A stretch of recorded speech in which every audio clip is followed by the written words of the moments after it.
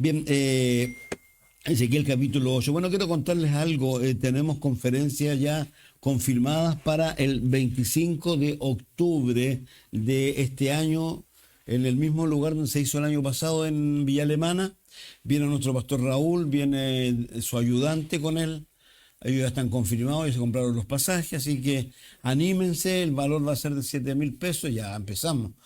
El valor va a ser, el valor va a ser de 7.000 pesos. Y así que anímense para juntar el dinerillo. Y lo otro, vamos a tratar de ver los lugares para ir a comer, porque ese día fue difícil encontrar lugares para comer. Así que oren por eso, a ver si aparece algún camión de esos camiones de truck que le llaman. Así que oren por eso, ya oren, acuérdense, hay que orar. De aquí al 25 de octubre está todo ya, nos confirmaron. Todos buscándole ya el lugar donde se van a ir a quedar el pastor Raúl aquí en Viña. Y eso. Ezequiel capítulo 8. Dios es mi fortaleza. Ya hemos estado muy claros por qué Dios le puso de esa manera a este hombre. Porque lo que le ha tocado decir son cosas que a nadie les gustaría decir. Y él tuvo que decirlo y no fue algo, sin lugar a duda, que le gustara a mucha gente. Tuvo problemas no solo él, sino también Jeremías, que tuvo un mensaje con mucha antelación al de él y lo pasó pésimo, no solo con la gente, sino con su propia familia. La familia de Jeremías, si usted lo busca, es tremendo todo lo que tuvo que vivir allí. El capítulo 8 dice, si han encontrado ya sus Biblias, bueno, damos gracias también. Tenemos a nuestros hermanos que se nos habían perdido unos días por ahí. Los saludé con harto, los echaba de menos, así que se les dice también desde aquí. Entonces Dios me dijo, ¿ya viste, Ezequiel? Parece que el pueblo de Judá no se conforma con cometer tantos actos repugnantes aquí en el templo. También ha llenado de violencia a todo el país. Me fui para abajo. Perdón. Que me dijeron que tenían que hacerlo cortito porque la amigo, así que quería empezar a...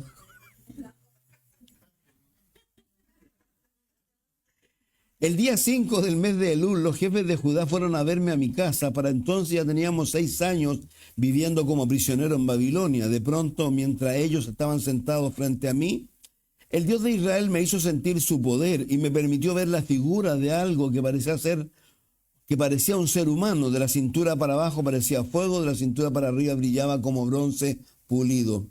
Esa figura extendió lo que parecía ser una mano y me agarró por el pelo.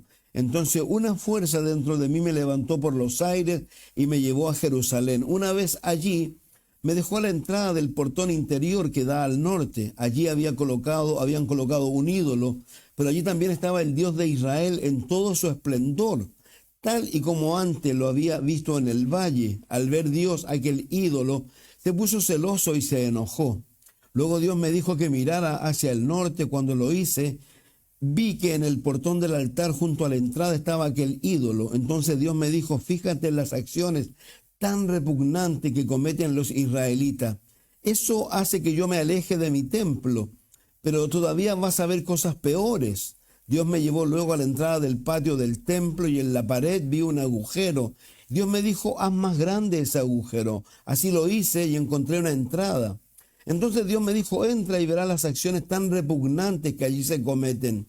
En cuanto entré para ver toda clase de reptiles y de animales asquerosos pintados sobre la pared, también estaban pintados todos los repugnantes ídolos de los israelitas. Pude ver también que los 70 jefes de los israelitas estaban adorando a esos ídolos. Entre los jefes estaba Jaazanías, hijo de Safán. El olor a incienso era muy fuerte, pues cada uno de los jefes tenía un incensario en la mano. Entonces Dios me dijo, mira a los jefes de Israel.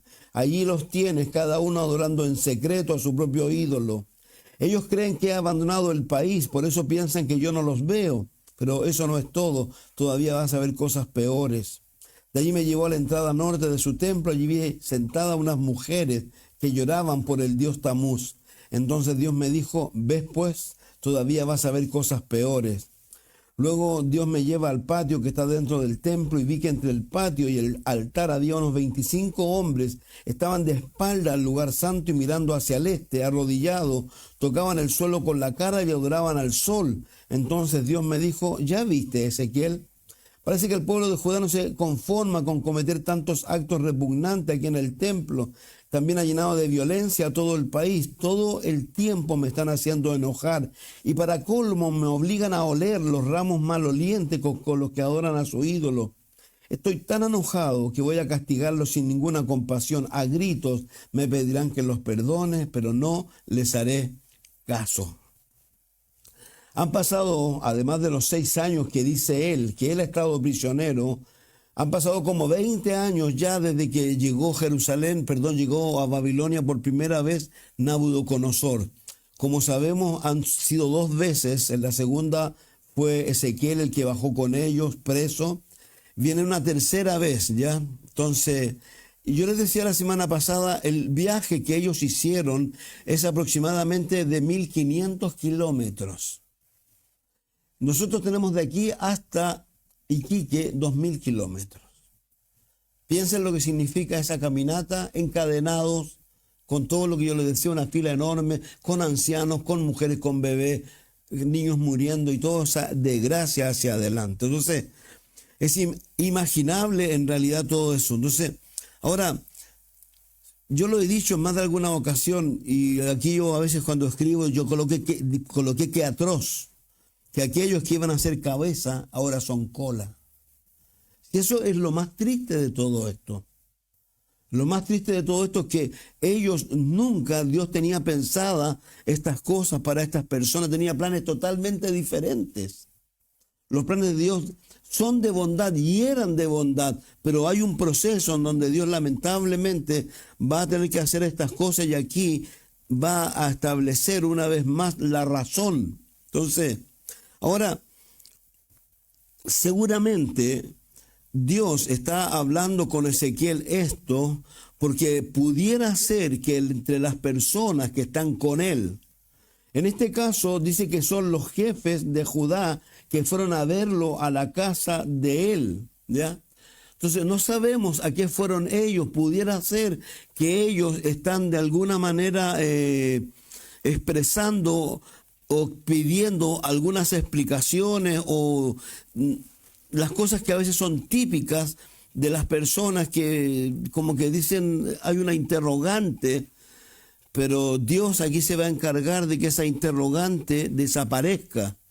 Recuerden que también a ellos se le ha escrito por boca de Jeremías una carta en donde a ellos se les ha expresado lo que va a ocurrir con ellos. Entonces pudiera ser que algunos están pidiendo explicaciones.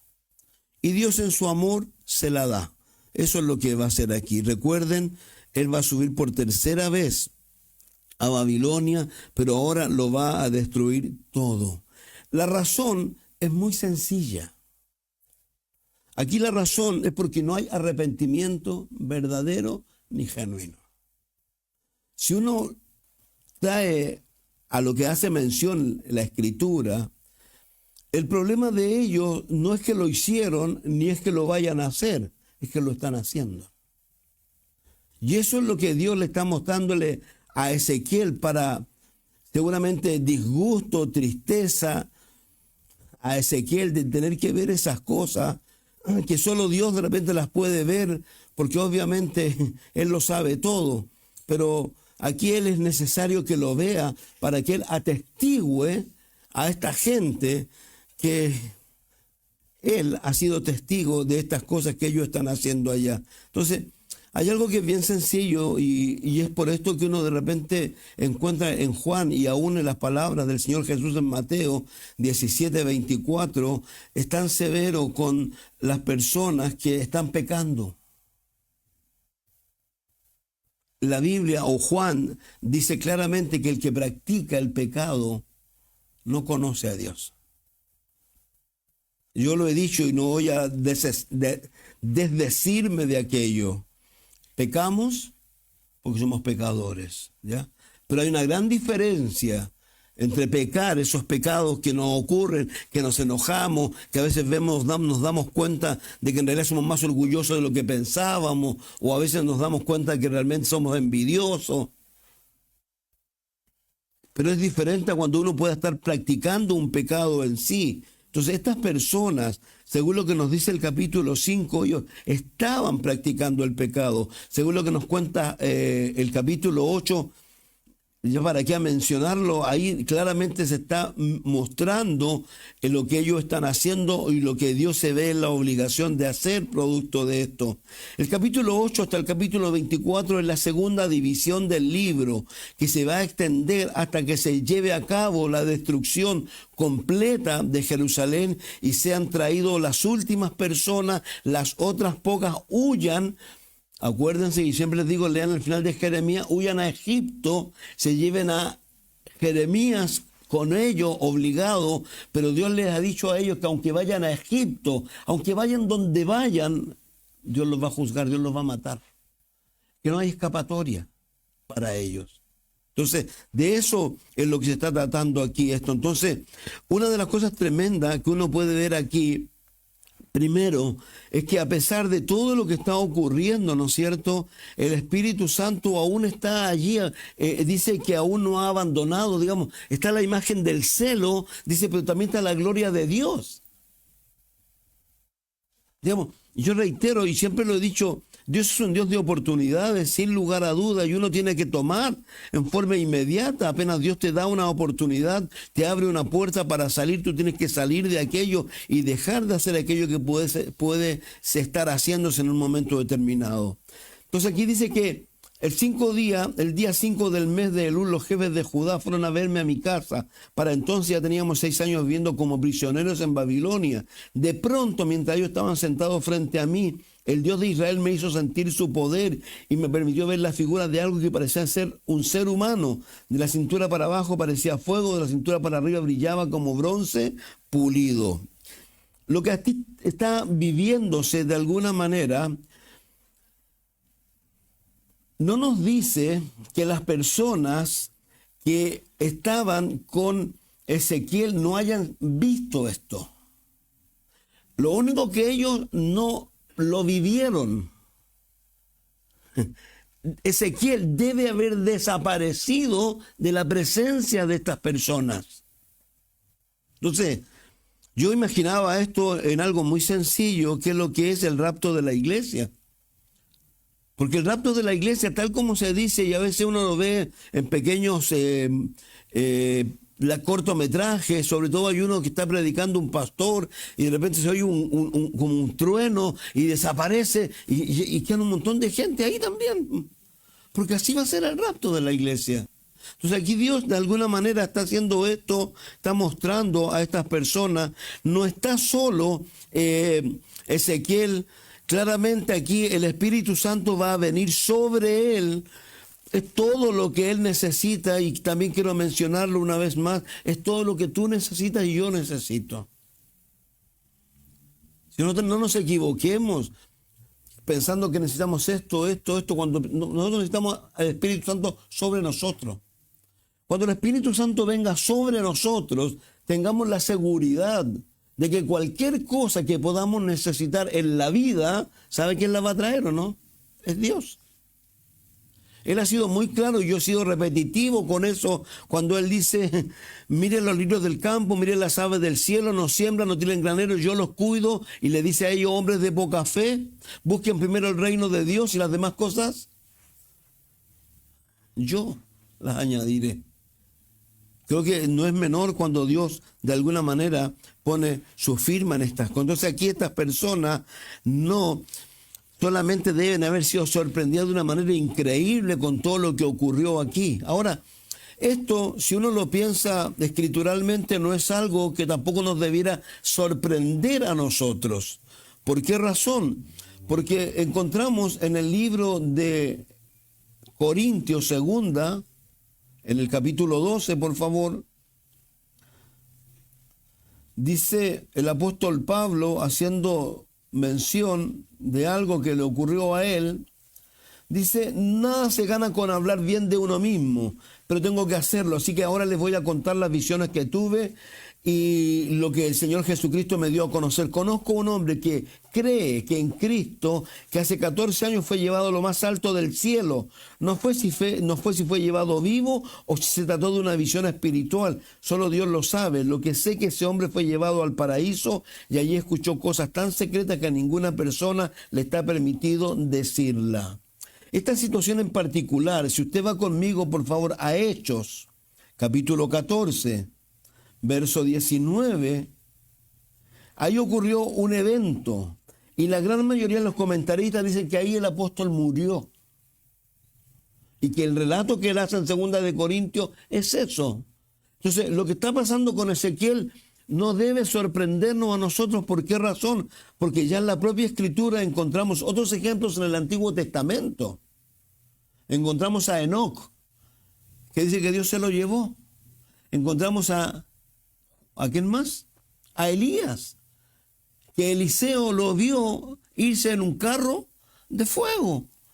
Y los que conocen la historia se acordarán, porque obviamente esa historia, el que lo vio fue Eliseo, pero la gran mayoría de las personas saben lo que creían, ¿o no? No creían en eso, le decían a Eliseo, anda a buscarlo porque a lo mejor está por allá, está por allá, está por allá. Pero Elías, ¿dónde estaba? En el cielo, porque luego lo vemos ¿dónde? Que aparece en la transfiguración con Jesús. Y aparece también ¿con quién? Con Moisés. Entonces no nos puede sorprender eso como si fuera alguna cosa extraña. Quiero documentar si lo de Hechos 14, dije, 19 al 20. Cuando alguien le pregunta a usted, dice, se cree que este fue el momento en donde pasó esta situación. Y es bien interesante lo que pasa aquí. El verso 18 dice, a pesar de que Bernabé y Pablo dijeron, les fue muy difícil convencer a la gente de no ofrecerle sacrificio, pero llegaron unos judíos de Iconio y de Antioquía y convencieron a la gente para que se pusiera en contra de Pablo. Entonces la gente lo apedreó pensando que estaba muerto, lo arrastró fuera del pueblo. Pero Pablo, rodeado de los seguidores de Jesús, se levantó y entró de nuevo en el pueblo. Al día siguiente se fue con Bernabé al pueblo de Derbe. Este es el hecho que dicen que es lo que ocurrió en 2 de Corintios 12. Otro hecho, en Apocalipsis capítulo 3 hay no un ofrecimiento, pero una promesa a la iglesia, a nosotros que somos la iglesia de Filadelfia. Le dice lo siguiente el Señor a esta iglesia. Escribe el ángel de la iglesia de Filadelfia: yo soy el verdadero Hijo de Dios, yo gobierno sobre el reino de David. Cuando abro una puerta nadie la puede volver a cerrar y cuando la cierro nadie puede volver a abrirla. Ahora escucha lo que te voy a decir. Estoy enterado de lo que haces y sé que a pesar de que tienes poco poder, me has obedecido en todo. Nunca has negado conocerme. Por eso pon atención, voy a darte la oportunidad de servirme y nadie te lo podrá impedir. Yo te he abierto la puerta, nadie podrá cerrarla. Ya verás lo que haré con estos mentirosos que pertenecen a Satanás. Dicen que son judíos, pero en realidad no lo son. Haré que se arrodillen delante de ti para que vean cuánto te amo. Todo en el mundo tendrán dificultades y sufrimiento, pero a ti te protegeré porque tú me obedeciste cuando te ordené que no dejaras de confiar en mí. Pronto regresaré, sigue creyendo firmemente en mí y así nadie te quitará tu premio. La versión que ustedes tienen allí, la Reina Valera o la NBI, dicen claramente aquí que Dios va a sacarlo de la hora de la prueba que viene sobre el mundo entero. Y la forma está en el rapto de la iglesia. ¿Por qué? Porque en el capítulo 4, versículo 1... después de esto dice: una puerta abierta en el cielo. Entonces la voz que había escuchado al principio, que resonaba tan fuerte como una trompeta, me dijo: acércate, voy a enseñarte lo que está por suceder. En ese mismo instante que debajo del poder del Espíritu Santo y vi un trono en el cielo. Sobre el trono estaba sentado alguien que brillaba como un diamante o como un rubí. Alrededor del trono un arcoíris brillaba como una esmeralda. Había también otros 24 tronos. Entonces aquí es Juan que está representando a la iglesia, pero no solo la está representando, porque la iglesia, si miramos más abajo, está presente allí. Entonces, reitero, yo más que nada estoy diciendo esto como una documentación para que no nos sorprendamos de lo que le pasó a Ezequiel. Dice que Ezequiel fue agarrado del pelo, literalmente. Lo agarraron de la melena, ¡fum! Y Dios lo sacó de en medio de esas personas. Entonces, eso es lo que está pasando ahora. Vuelvo a reiterar, lo alucinante es eso. Es un hombre que tiene esta experiencia y tú y yo, nosotros vamos a tener esta experiencia si el Señor Jesús viene a buscar su iglesia antes de que partamos de este mundo. Yo quiero irme con Él, no quiero pasar por eso de que ustedes saben, no quiero. Quiero irme como el apóstol lo quería también, pero bueno, Dios sabe. Entonces, eso es lo que está pasando con Ezequiel, ¿ya? Dice luego el versículo 2, se me permitió ver las figuras de algo que parecía ser un ser humano de la cintura para abajo, parecía fuego, de la cintura para arriba brillaba como bronce pulido. Algunos dicen que es un querubín, otros dicen que es Cristo, ¿ya? Pero lo interesante de todo lo que está viendo aquí es que Ezequiel lo que está viendo es la gloria de Dios, que ya la había visto en el capítulo 1, ¿ya? Uno no puede decir si realmente vio la gloria de Dios completa, no lo creo, pero vio parte de la gloria de Dios, ¿ya? Entonces, lo importante de esto para Ezequiel, ¿sabe qué? Fue el fundamento para todo lo que él iba a vivir hacia adelante, así como lo fue para Juan en el capítulo 1, ¿ya? Eso es lo que cambia al hombre. Cuando tú realmente tienes una experiencia con Dios, te cambia. Uno, es triste decirlo, porque hay muchas personas que uno ama y estima, pero tal como dijo Jesús, no han nacido de nuevo. Pueden haber venido a la iglesia, pero si no tienen una experiencia con Dios, porque esa experiencia es lo que te cambia. Piensen en Isaías. Isaías en el capítulo 1 nos da una declaración de que él está en un muy mal momento, emocionalmente, personalmente está en muy mal momento. ¿Por qué razón? Porque se ha muerto un rey. La situación, recuerden por favor, los que han leído el libro de Isaías, un libro también durísimo. Entonces, a él le ha tocado ver, decir una cantidad de cosas no menor. Ha visto venir a Asiria sobre el reino del norte. Y él está mal, se ha muerto el rey y Dios le hace ver su gloria. Todos recordarán eso, al punto que cuando él ve esto, es lo único que le queda por decir, me morí. Y dice el por qué. Porque soy hombre de labios inmundos y estoy en medio de un pueblo de labios inmundos. Pero Dios dice que hace algo. ¿Qué es lo que hace? El querubín trae un carbón y lo pone en sus labios. De alguna manera, esto es como... A mí hay una figura que me gusta y me encanta en realidad, que está en el libro de Zacarías, en el capítulo 3, donde hay una persona, ¿no es cierto?, un sumo sacerdote. ¿Cómo se llama? Y al lado está Satanás, y al otro lado, ¿quién está? Y él está vestido ¿de qué? De vestiduras viles. Pero luego, ¿cómo está vestido? Y lo único que se le pide a él, que de alguna manera se mantenga en ese estado. Entonces, cuando tú realmente has conocido a Dios, cuando has tenido un encuentro con Dios, Dios te cambia. Te cambia. Y eso, dígase lo que se diga, y eso es lo que a mucha gente realmente a veces le falta. Y yo reitero, y aquellos que no han tenido una experiencia con el Espíritu Santo, que no han tenido una experiencia de bautismo del Espíritu Santo, no tengan miedo de decirle a Dios que la quieren. Jesús dijo algo muy sencillo. Él dijo, si ustedes son, no le dijo si usted, le dijo ustedes son. Ustedes son malos, dijo. Y ustedes siendo malos, si tu hijo te pide pan, tú no le das una piedra. Si te pide pescado, ¿cuánto más? Dice que dará su espíritu a quien se lo pidan. Y por favor no se olvide, el espíritu cuando está convenciendo, cuando Jesús sopló en ellos en Juan 20. Y aunque sopló en ellos el espíritu, les dijo, no se vayan de Jerusalén hasta que el Espíritu venga sobre ustedes. Y eso hay que pedirlo. Vuelvo a reiterar, nosotros vivimos tiempos difíciles. Estos tiempos no son buenos, son tiempos duros, tiempos tristes. En muchos aspectos, con lo que ocurre en el mundo, con lo que ocurre en nuestro país, con tantas cosas que a uno le toca ver. Pero cuando el Espíritu Santo viene sobre nosotros, por favor, hay algo que es tan importante destacar.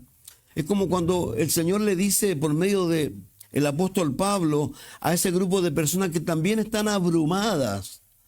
Le dice, por favor, todo eso que ustedes tienen, déjenlo delante del Señor. Dice mucho más, dice oración, ruego, ¿no es cierto?, acción de gracia, pero dice algo muy insignificativo ahí. ¿Qué es lo que dice? Y la paz de Dios, que sobrepasa todo entendimiento, guardará ¿qué? Vuestros corazones en Cristo Jesús. Si de eso es lo que se trata esto, de realmente estar en paz, de realmente estar tranquilo, de realmente estar confiando, lo que alguna vez repetíamos domingo tras domingo, que parece que vamos a tener que volver a repetirlo, que a los que aman a Dios, Dios sabe. Yo les decía a usted, el pastor Chuck en su último sermón, dice, Dios nunca hizo las cosas como yo quería, siempre la hizo como Él quiso. A uno le quisiera a veces las cosas que la hiciera de una manera. Hay dos situaciones en mi vida en este último tiempo en donde yo hubiese querido que las cosas se hicieran de otra manera. Pero Dios la hizo a su manera y no me gustó la manera en que Dios la hizo. Pero Dios sabe. Yo tengo que simplemente someterme a Él. Pero lo más importante, vuelvo a reiterar, que es lo que es la paz de Dios. Tú tienes que buscar la paz de Dios en tu vida. Porque es lo único que te va a poder permitir vivir lo que sea que tengas que vivir. Piensen que el mismo apóstol dice que Dios le enseñó a ¿qué? A tener hambre. Digamos, no es que diga, ya lo pasé, digamos, ya lo viví, Dios me enseñó.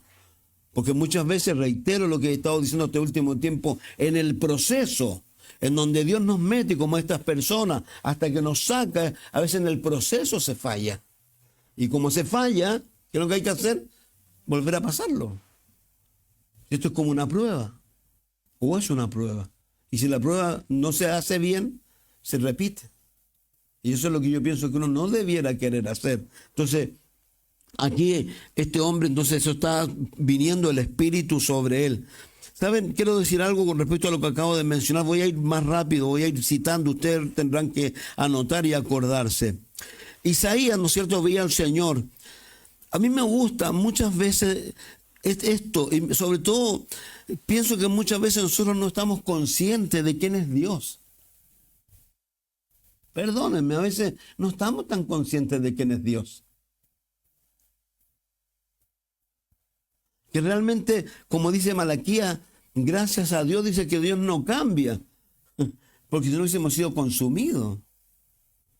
Pero Dios, yo creo que la palabra en sí, me gustan, voy a citar las palabras de Agar en dos ejemplos. Agar, ¿se acuerdan quién es Agar o no? Agar la primera vez huye de su ama, ¿no es cierto?, producto del maltrato. Y se ha llegado a un lugar y se va a echar a morir en ese lugar. ¿Se acuerdan o no? ¿Y Dios qué hace? ¿Y ella cómo lo llama? El Dios que todo lo ve. Si eso es lo interesante aquí, este capítulo habla de eso. Este capítulo habla de personas que estúpidamente, voy a decirlo, el mismo Dios lo dijo, piensan, es como hay un libro por ahí que dice Dios se murió, o como en algún momento en la página de la revista Life, antes que apareciera la revolución de Jesús, y aparecía ese Jesús que el Abraham anda en la polera exhibiéndolo a veces, esa misma revista había dicho Dios murió, producto de la filosofía y todo ese tipo de cosas. Este grupo de personas había pensado que Dios se había ido de alguna manera, no estaba, y como no estaba presente ellos, ¿qué podían hacer? Lo que quisieran. Y yo lo dije hace poco, es como aquellos que dicen, no, Jehová no hace bien ni mal. Cuidado. Uno tiene que tener cuidado. Entonces, a mí me gusta esto. ¿Por qué? Porque no será la única visión. Vuelvo a reiterar. Luego ya no es, se va, la echan. La echan. Y se tira nuevamente en el desierto y deja a su hijo lejos porque no lo quiere ver morir. ¿Y quién interviene? ¿Y qué hace él? ¿Se acuerdan lo que hace, no? ¿Quién se acuerda?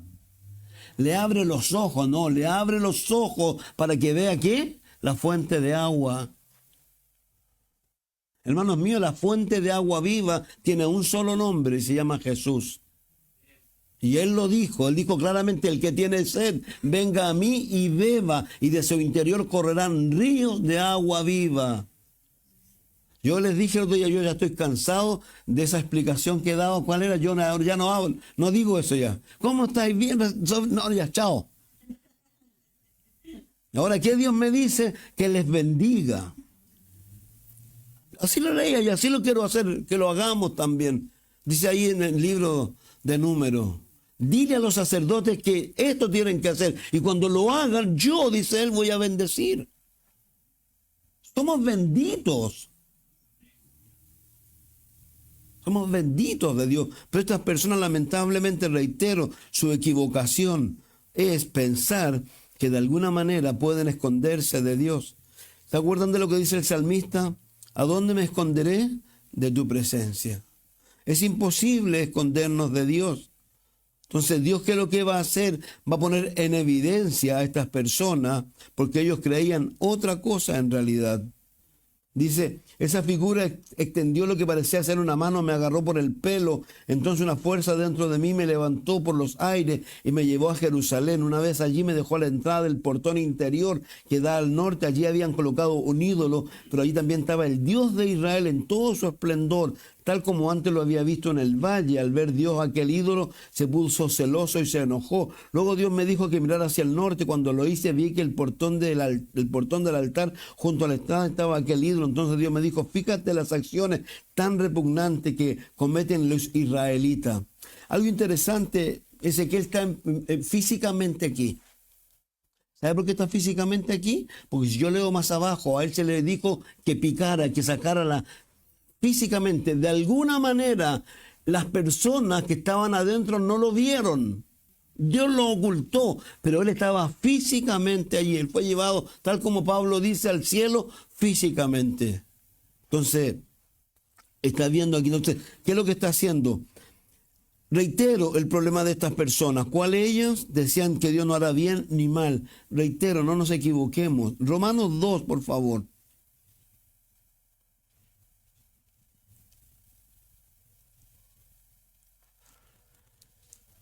Romanos 2 es bien particular cuando está hablando acerca de las cosas, cuando a veces podemos juzgar a otras personas, ya que está hablando de los judíos, ¿no es cierto? Que se pueden sentir muy seguros de cosas, pero déjenme buscar el texto. Dije 2:16. Aquí está. Si leemos un poco más arriba, dice, es como si tuviera la ley escrita en su mente, su conducta así lo demuestra. Pues cuando piensan en algo, ya saben si eso está bien o mal. La buena noticia que yo anuncio enseña que Dios juzgará a toda la humanidad por medio de Cristo Jesús. En ese día, Dios juzgará los pensamientos más secretos. Algo interesante con esto. Por eso, ¿qué es lo que no deben haber en el corazón? Secretos. Cuando Dios juzga al mundo, el mundo oculta cosas.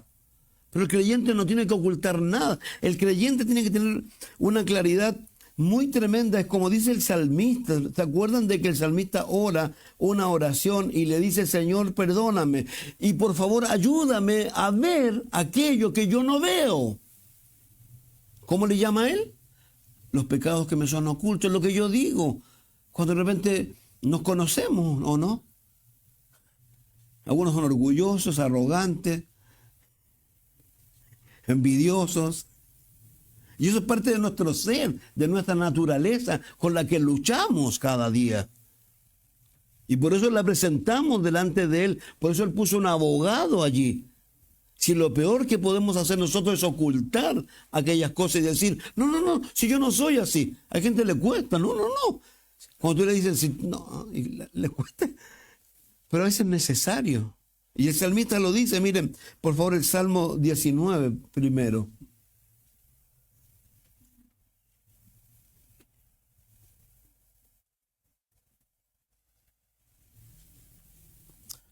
Versos 7 al 14. Dice, la ley de Dios es perfecta y nos da una nueva vida. Sus mandatos son dignos de confianza, pues dan sabiduría a los jóvenes. Las normas de Dios son rectas y alegran el corazón. Sus mandamientos son puros y nos dan sabiduría. La palabra de Dios es limpia y siempre se mantiene firme. Sus decisiones son al mismo tiempo verdaderas y justas.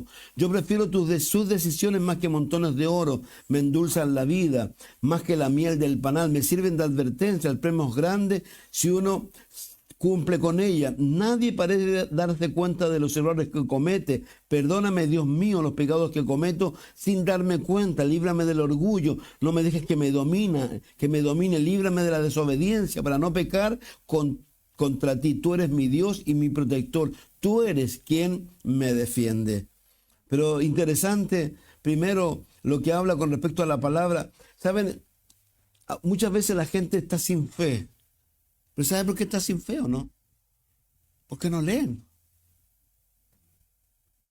Si esto es tan sencillo, tú te puedes dedicar en un solo día, por ejemplo, a ver algo, lo que sea, y estarte en eso. Y de repente te das cuenta que tu mente está en otra. Pero cuando tú vas a la Escritura y te detienes en ella, tú eres transformado y eres movido a otra esfera. Uno tiene que tener un cuidado enorme con la esfera material. Y no hablo de lo material, sino de lo que se ve, de todo este tipo de cosas que parecen tan reales, pero que recuerden, como lo dice, que lo que se ve, lo que no se ve. Entonces, pero yo no sé si tú lo has experimentado, que tú empiezas a leer la Biblia o a escuchar algo y tú te vas en otra y tu vida se llena de fe en ese momento. ¿Por qué? Porque tú te metes en el mundo en que tú y yo tenemos que vivir. Por eso él está hablando primero de la Escritura, de lo que la Escritura hace, ¿no es cierto? De que es limpia, me mantiene firme, dice, sus decisiones al mismo tiempo son verdaderos y justos. Yo prefiero sus decisiones, dice, me endulzan la vida, me sirven de advertencia. Pero también dice, nadie parece darse cuenta de los errores que comete. Perdóname, Dios mío, los pecados que cometo sin darme cuenta. Líbrame del orgullo, no dejes que me domine. ¿Se dan cuenta que si estas personas fueran consecuentes y realmente fueran a Dios y le dijeran, Señor, ¿sabe qué? Perdónanos de todo esto? Y por favor recuerden algo. Él les dijo algo en el libro de Isaías, cuando él da una descripción de ellos fea. Dice que están de la mollera hasta el dedo gordo corrompido. ¿Y qué les dice? Vengan, estemos a cuenta, y tus pecados, ¿cómo serán? Si son rojos como el carmesí. Si esto es tan simple, yo vuelvo a reiterar, si es un cambio de actitud, si es un reconocer. Pero reitero, a mucha gente le cuesta reconocer eso. No dicen eso. Y el otro texto está en el Salmo 139, no lo vamos a buscar, pero también allí claramente dice el salmista lo que mencioné antes, cuando dice, líbrame de los pecados que me son ocultos. Digamos, escudriña, lo que dice él es, escudriñame en realidad. Yo no sé, ¿estarías dispuesto tú a que Dios te pusiera bajo, esto es como cuando te ponen bajo esa máquina de la verdad y la mentira, que Dios te pusiera ahí bajo ese escrutinio? De repente a veces saldríamos muy mal parados, porque vuelvo a reiterar, a veces pensamos o decimos o tenemos un concepto de nosotros mismos equivocado. La Biblia dice que no piensas de ti más allá de lo que debe ser. Dice, Dios mío, tú me conoces muy bien, sabes todo acerca de mí, sabes cuándo me siento, sabes cuándo me levanto. Aunque esté lejos de ti, me lees los pensamientos, sabes lo que hago y lo que no hago. Ay, Dios mío. ¿Se acuerdan a la gente? ¿Por qué piensan? ¿Por qué cavilan en vuestros corazones? Por eso yo digo, a veces pensamos que Dios lee los pensamientos. Sabes lo que hago y lo que no hago. No hay nada que no sepa. Todavía no he hecho nada y tú ya sabes qué diré. Me tienes rodeado por completo. Estoy bajo tu control. No alcanzo a comprender tu admirable conocimiento. Queda fuera de mi alcance. Jamás podía yo alejarme de tu espíritu o pretender huir de ti. Si pudiera yo subir al cielo, allí te encontraría. Si bajara a lo profundo de la tierra, allí te encontraría. Lo dice aquí claramente, ¿a dónde huiré de tu espíritu? Allá, acá, no, imposible. No hay dónde esconderse. Por eso aquí claramente dice, si yo quisiera que fuera ya de noche para esconderme en la oscuridad, de nada serviría. Para ti no hay diferencia entre la oscuridad y la luz. Para ti hasta la noche brilla como la luz del sol, Dios mío. Tú fuiste quien me formó en el vientre de mi madre. Tú fuiste quien formó cada parte de mi cuerpo. Soy una creación maravillosa, por eso te doy gracias. Lo que haces es maravilloso, de eso estoy seguro. Tú viste cuando mi cuerpo fue cobrando forma en las profundidades de la tierra. Aún no había vivido un solo día cuando tú ya habías decidido cuánto tiempo viviría. Mire lo que está diciendo aquí. Lo habías anotado en tu libro. Dios mío, qué difícil me resulta entender tus pensamientos, pero más difícil todavía me sería tratar de contarlo. Sería más que la arena del mar, y aún si pudiera contarlo me dormiría y del despertar todavía estaría contigo. Dios mío, cómo quisiera. De ahí, bueno, ya se pone más denso él con respecto a otros, pero vuelvo a reiterar, lo importante de todo esto. Dice el 23, Dios mío, mira en el fondo de mi corazón y pon a prueba mis pensamientos. Dime si mi conducta no te agrada y enséñame a vivir como quieres que yo viva. Simple oración, pero qué importante, ¿no? ¿Cuántas de nuestras acciones cambiarían? ¿Cuántos días nuestros cambiarían? Yo reitero lo que he dicho en 2 Corintios 5, que me encanta. Me encanta, no digo que, pero dice que los que viven ya no vivan para sí, sino para ¿quién? Para aquel que murió por ellos. Esa debe ser nuestra vida. Todo lo que hagamos. Todos, y esto vuelvo a reiterar, a veces tenemos que lamentablemente resetearnos. Hay que meter los dedos al enchufe, en algún lugar hay que meter los dedos y hay que resetearse. Porque de verdad a veces estamos afanados como Marta, estamos en otra. Yo vuelvo a reiterar, la falta de fe, de repente uno se da cuenta, ¿por qué? Porque estás tan en otra, pero va a la escritura, ay, gracias Señor, gracias por la palabra. Yo estaba alucinando con Eliseo. Entonces, Dios a esto es lo que nos invita a nosotros. Entonces, en el corazón de estas personas claramente no había nada de eso, y Dios quiere dejárselo bien claro a ellos, ¿ya? El 3 y el 4, que es lo que decía que apareció una mano. Ahora, fíjese que es interesante. La Biblia dice algo, es lo mismo que dice cuando dice que el Espíritu Santo vino sobre ellos y que es lo que venía, fuego, pero no decía que era fuego. ¿Cómo fuego? Aquí dice que parece una mano, no dice que es una mano. ¿Por qué? Porque Dios, ¿qué es lo que es? Espíritu. A uno le cuesta entender eso. Pero dice que Dios cuando creó los cielos, entonces uno como hombre, y él, bueno, va a hacer las cosas más fáciles, nos dice eso. Pero lo que interesante, reitero, dice aquí,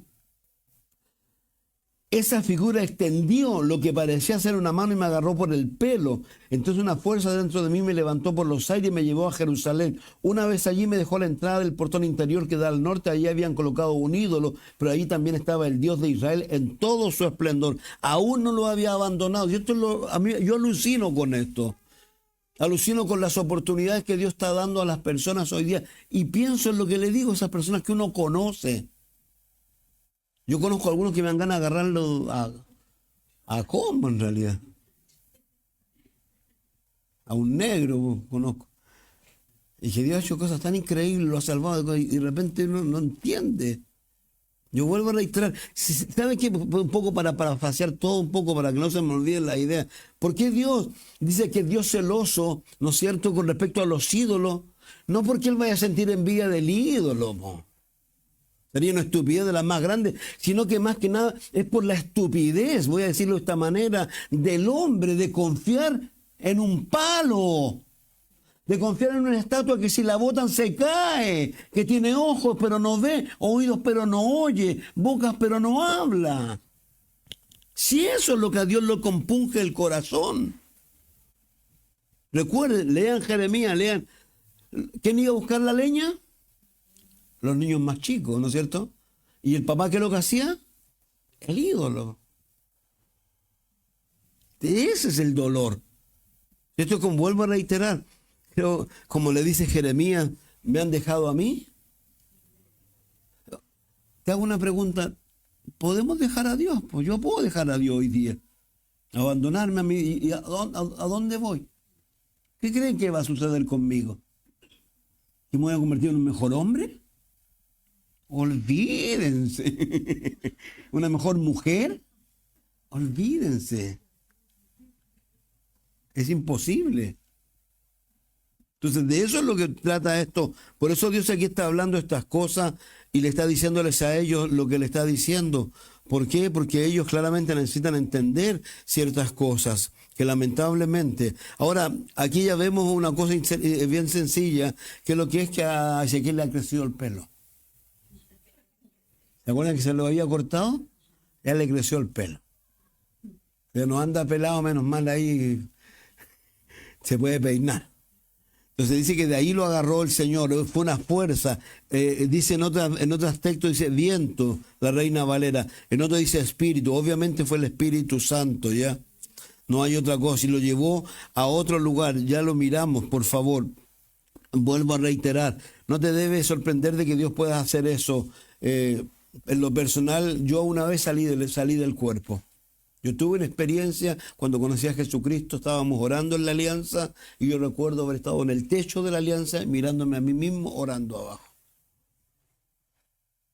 Entonces, Dios tiene cosas increíbles. Recuerden, me gusta, pero dicen que cosas que ojo no ha visto, oído no ha escuchado, son las que Dios se le ha preparado a ¿quién?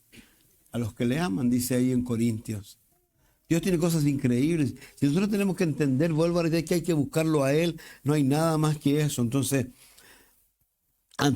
fue allí, Dios le hace presente esa cosa. Ve al ídolo. Ahora este ídolo, ya ellos también ya lo saben. Recuerden que lo primero que se le dice a ellos en el libro de los mandamientos, no tendrá dioses ajenos.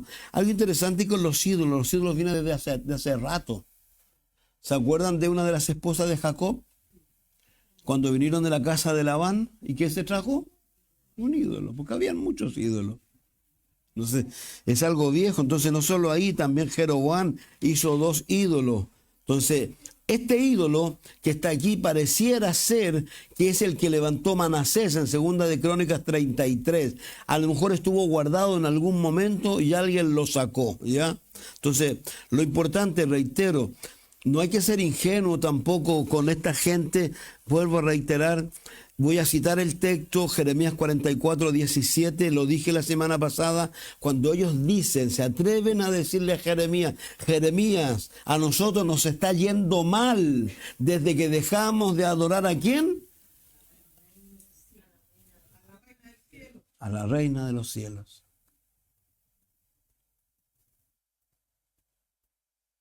Qué tremendo. Que adjudiquen eso. Ahora recuerden el libro de los Hebreos. El libro de los Hebreos quieren volver, las mujeres lo están estudiando. Todo ese grupo de personas a los cuales se les escribe ese libro, a lo que se les dice a ellos, Cristo es mayor que los ángeles, que esto. Pero ellos, cuando se les escribe el capítulo 10, que uno dice que nosotros no somos de los que retroceden, sino los que van hacia adelante, porque ellos querían volver atrás. ¿Por qué querían volver atrás? Por los problemas, por las dificultades. Por favor, no se olvide nunca de esto. La segunda forma que tiene Satanás de sacar a la gente del camino. La primera, ¿cuál es? Robarle la palabra. Cuando Dios te da la palabra y se la quita. La segunda, ¿cuál es? Dice que vienen los problemas y las tribulaciones. ¿Y qué pasa con la gente? Tropieza y abandona. Uno tiene que tener cuidado con eso. Entonces, aquí ellos están pensando de esa manera. Entonces, no nos seamos ingenuos con ellos. Claramente ellos saben. Y vuelvo a reiterar, lo que está haciendo el Señor con ellos, más que nada, es decirle que es tremendo que ellos lleguen a este estado de ridiculez, de cambiarlo a Él, ¿no es cierto? Un Dios real por algo falso. Y es incomprensible, pero lamentablemente es así. Y eso, ¿sabe qué? En el tiempo presente, usted, a pesar de que pueda no creerlo, está muy vigente hoy día. Hoy día se adora la creación, pero no al creador. El país nuestro le puso color. Hoy día le decía a alguien yo, con las bolsitas, ¿y qué si este planeta está jodido? Le dije, este planeta no tiene salvación. Pues las bolsitas, ¿se acuerdan las bolsitas? ¿No? ¿Tratando de qué? Salvar al planeta. Muchos prefieren salvar a un animal en vez de salvar a qué? A un niño. Prefieren el aborto. Acuérdense esa niña ridícula que habló en el Senado o en la Cámara de Diputados de que el pez jugaba a la pelota, un poco menos el pez era pensante, ¿se acuerdan o no? Que yo, pobre niña, todavía debe estar escondida debajo de la mesa. Pues sí fue una vergüenza lo que dijo. Entonces Dios de alguna manera, eso es lo que está diciendo aquí. Está llamándolos a ellos claramente. ¿Por qué? Porque lamentablemente están dejándolo a Él, al Dios creador, ¿no es cierto? Y adorando la creación. Romanos 1, 21 al 25 lo dice. Entonces, lo tremendo de todo esto, que si uno lee todas estas cosas, ¿sabe lo que realzan? Van a realzar la carne. Simplemente la carne. No hay otra cosa. Todo esto tiene que ver con eso. Entonces, Dios claramente va a tener que hacer lo que tiene que hacer para con ellos. Por eso dice, luego el 5 dice, me dijo que mirara hacia el norte, cuando lo hice bien el portón del altar, junto a la entrada estaba aquel ídolo. Entonces Dios me dijo, fíjate las acciones tan repugnantes que cometen los israelitas. Estas cosas siempre están asociadas con cosas sexuales, lamentablemente. Dice, pero todavía vas a ver cosas peores. ¿Sabés que me acordaba yo de los peores de Chile? ¿Se acuerdan o no? No se acuerdan. Una banda punky. Yeah.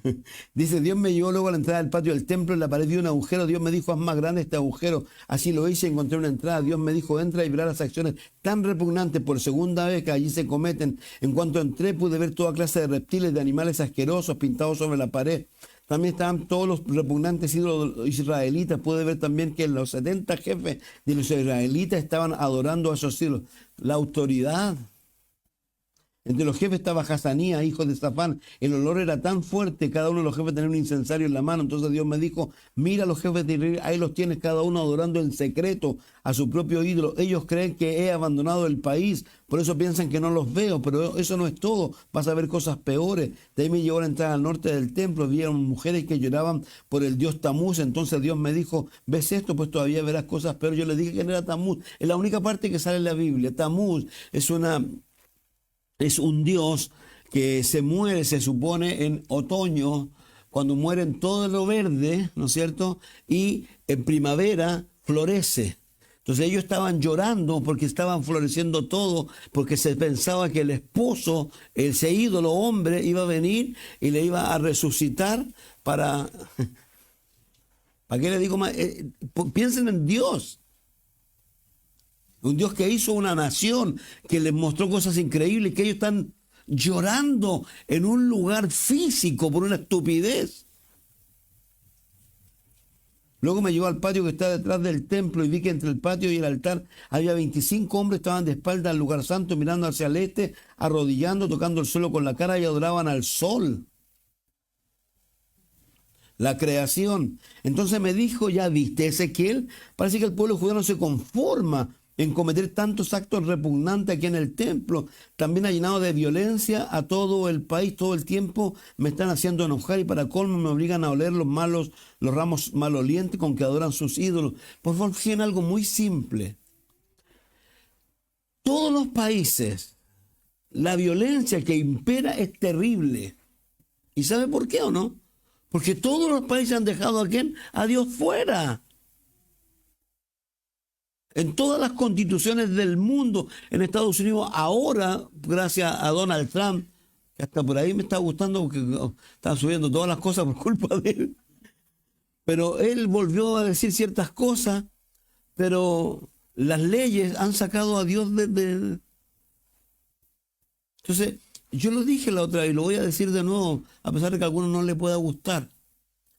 Nuestro país tuvo un gobierno en un momento determinado de la historia que le abrió las puertas al Evangelio. Y el país, desde ese tiempo hasta que cambió todo y volvimos a la misma tontera, el país floreció. Y nosotros no podemos negarlo. Porque el Evangelio no es él. Por favor, no se equivoquen. Fue el Evangelio. El Evangelio. Que acuérdense que ese tiempo se decía y todos peleaban y decían... Somos tantos, ¿se acuerdan que decían somos el 25%? Pero aquí ellos están no, entonces me están haciendo enojar para colmo, me obligan a oler los ramos malolientos, que adoran estoy tan enojado que voy a castigarlos sin ninguna compasión. A gritos me pedirán que los perdone, pero no les haré caso. Romanos dice lo mismo. Lean Proverbio 1. Proverbio 1 dice, llamo, llamo. Como no quisiste escucharme, cuando me llames, yo no te voy a escuchar. No me pregunten a mí. Lo único que yo sé es que Dios es un Dios paciente, pero Dios tiene una medida. El juicio, el diluvio, Sodoma y Gomorra, al pueblo del reino del norte, al reino de Israel, o al reino de Judá. Luego, cuando venga a buscar su iglesia, Dios tiene una paciencia, pero también tiene un límite su paciencia. Entonces, lo peor que podemos hacer, vuelvo a reiterar, es pensar que... No pensar. Lo mejor que podemos hacer es no tener ningún secreto en nuestro corazón y sobre todas las cosas. Que tenía un texto, no sé si lo quiero leer en realidad.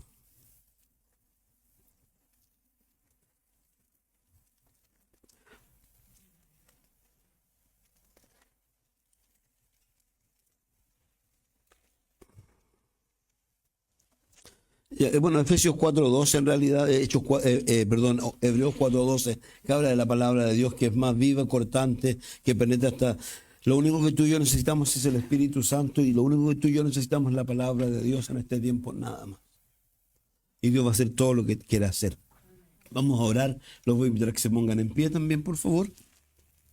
Pongámonos en pie. Padre, te damos gracias por darnos este tiempo. Pedimos tu misericordia. Oramos para que, Señor, para nosotros es triste, sin lugar a duda, no solo leer lo que pasó ya hace tanto tiempo, sino que también ver que en el futuro de ellos, cuando tú viniste, también pasó lo mismo, Señor. Y hoy día, de alguna manera, también están enconados un poco, Señor. Esperamos que pronto vengas a sacar tu iglesia, Señor, para que puedas ir y trabajar con ellos, Señor, y ellos puedan reconocerte, como dice Zacarías, Señor, que van a llorar como si yo por el unigénito cuando se den cuenta de su equivocación, Padre. Oramos por Israel, oramos para que pronto saques tu iglesia de este mundo, Señor, y puedas ir y trabajar con ellos, Señor. Padre, gracias, en el nombre de Jesús, amén. Voy a pedirles algo, vamos a pedir lo que pase, debe saberse la canción, yo le dije algo. Que me corten nomás, que me corten.